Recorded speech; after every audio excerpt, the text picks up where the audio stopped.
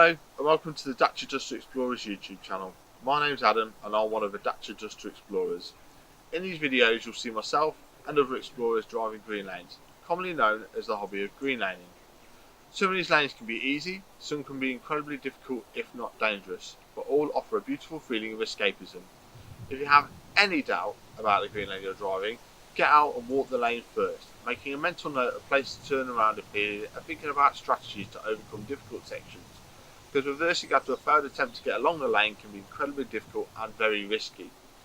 We abide by the Green Lane Association Glass Code of Conduct for driving these lanes and respect all others using the lanes, including horse riders and walkers, as we all have a part to play in keeping these routes open for everyone.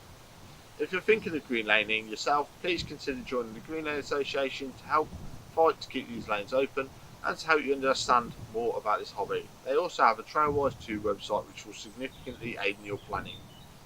Please don't forget to like and subscribe to the YouTube channel to get updates on new videos and check out our previous massive video collection.